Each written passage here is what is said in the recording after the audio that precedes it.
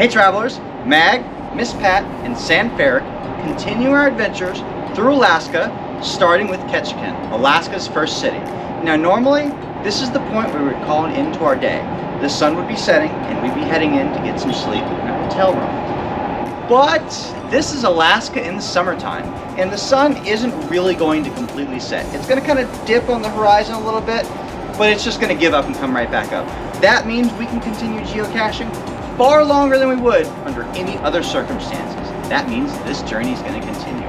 Right now, we're right in the middle of the heart of downtown Ketchikan, where the cruise ships unload and lots of people come enjoy this town for themselves. But we're going to go explore our way down the coast, all the way down to Mountain Point. Once we get down there, we'll feel out the time and the sun and determine where we're going to call an end to this day. There's still plenty left to see here. Let's check it out together. Come on, let's go.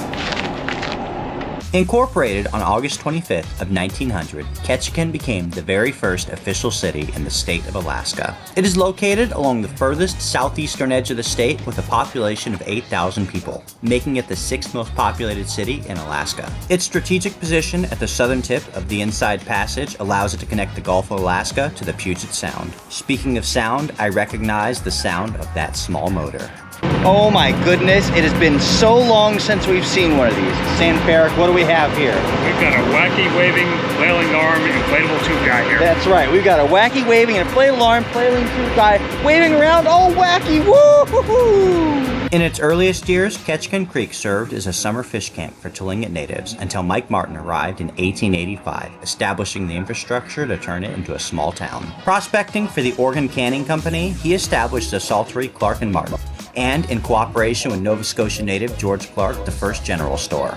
Many of the historical influences in Ketchikan originated with the Tlingit, who extended across the Alexander Archipelago in their time. This eagle statue is particularly entertaining, and I'm both going to show and tell you why. From this angle, coming down the main street, you have this beautiful eagle dropping down into the dive. Likely, he's going to grab a nice piece of salmon for dinner. But when you come around from this angle, which was the angle that you originally approached from, you have this beautiful shot of his rear end just high up in the air, greeting you, welcoming you into the downtown area. There's no way this was designed accidentally like this. This is awesome. Known as Thundering Wings, this breathtaking statue was carved by Nathan Jackson in 1991. The eagle is forever locked into his dive in front of the Ketchikan Tunnel, said to be one of the only tunnels in the world that can be driven through, around, and over. It is definitely short at a mere 274 feet, but having stood for 70 years has allowed time for stalactites to collect inside and for us to pursue an earth cache. The majority of the infrastructure in town, and pretty much all of the businesses, are established right along the waterfront. We wave hello to the friendly jellyfish in the water and continue to make our way steadily south through town toward Mountain Point. It's already well into nighttime hours, but this being Alaska in the summertime, the sun is taking its time heading toward the horizon. And with none of us on Alaska time yet, we have no desire to stop until the light goes out. We've got a little bit of a moment of truth here. We have what looks like a pile of feces, and we're about to find out. Oh, please, please, please, please, please.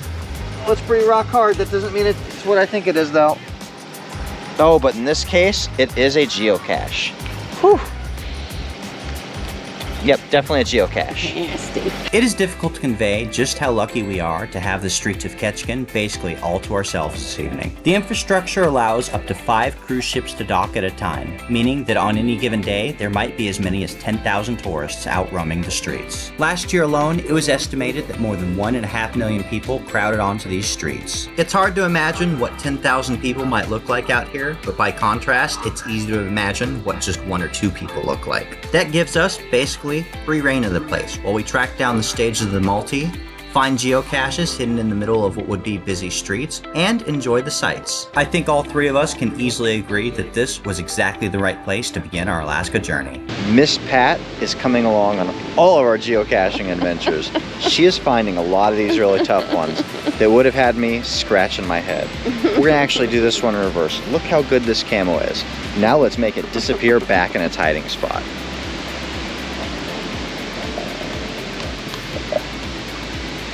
Just like that.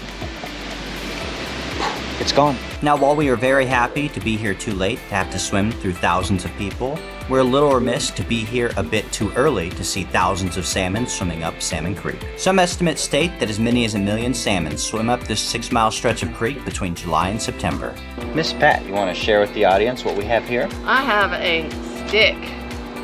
Look at that, a very clever camo job with the container just waiting inside there. That was a pretty tough one. We've been wandering around a while, but MsPatt is all over this. Up on the hillside above Ketchikan Creek and the Totem Heritage Center can be found Ketchikan City Park, appropriately named City Park. As soon as we laid eyes on this beautiful little spot, home to the world's largest gold nugget, we knew we just had to take a stroll through it. It's not just any city in America, after all, that you could take a walk through a beautiful park like this at around 10 p.m. at night. Why do the trash cans in Alaska look like this? Not by accident. The bears are a real problem out here, and you need something that they're not able to get themselves into, right? This is a really secure box, so even if the smells come at them, there's nothing they can do for it. It takes that human ingenuity to be able to get in there and access it, and it just keeps the bears from roaming beautiful parks like this. And we are doing our darndest to avoid any up-close bear encounters, but that doesn't mean we won't enjoy seeing some of the more friendly wildlife. Deer Mountain Trail, 3 miles leading up 3,000 feet, which is probably going to take us 3 to 5 hours. we are not doing all that. We're going about 100 feet up this trail. We're going to go grab a quick geocache, and then we're going to stay a lot closer to the car. We don't have the time for this today, but that does look pretty cool. Even on this short stretch of trail, we talk much louder than needed just to ensure the bears know that we are there. We've got a little gadget in the woods going on here. Check this out. So we got this large PVC pipe. It's got all these holes cut into it, and Sanferic here is holding a magic pair of chopsticks. Now, what are we gonna do with them magical chopsticks?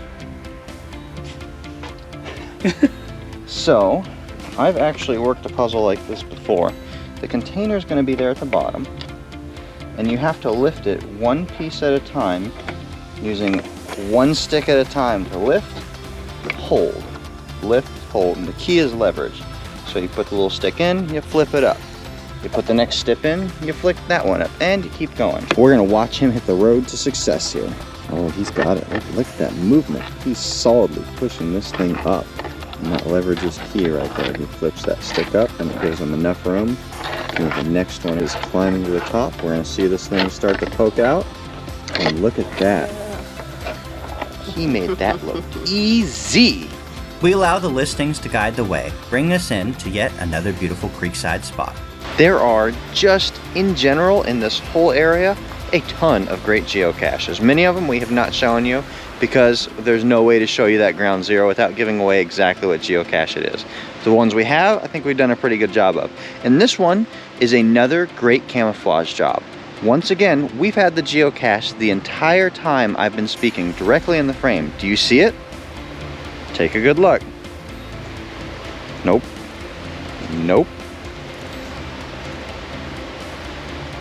Look at that. Blends right into the tree with the moss, but it's really a bison tube. These are some good hiders out here. Peaceful ambiance, the river flowing beautifully, fish jumping in the stream, sunlight still in the sky. I mean, if it weren't for the fact that our time zones were all wonky and we're all getting tired, we would have no idea because the geocaching is continuing well into the night, which doesn't really look like night to me. But eventually, despite our fervent hopes otherwise, the sun does begin to set. However, it takes about 2 hours from the time it begins to set until it actually does. We enjoy the beautiful view. With each passing minute, the sunset seems to grow that much better, and we are committed to maximizing our daylight down to the last possible second.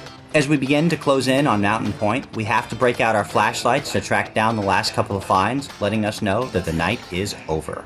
And that is a wrap for our time here in Ketchikan.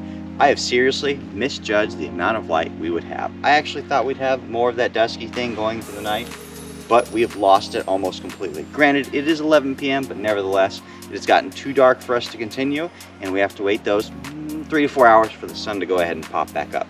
So we're gonna call it here, and that brings an end to our adventure here in Ketchikan. Tomorrow, we will really be beginning the journey off through Alaska along the Maritime Highway in earnest. Until then, make sure to like this video, subscribe, stay tuned for updates, and we'll see you out on the trails.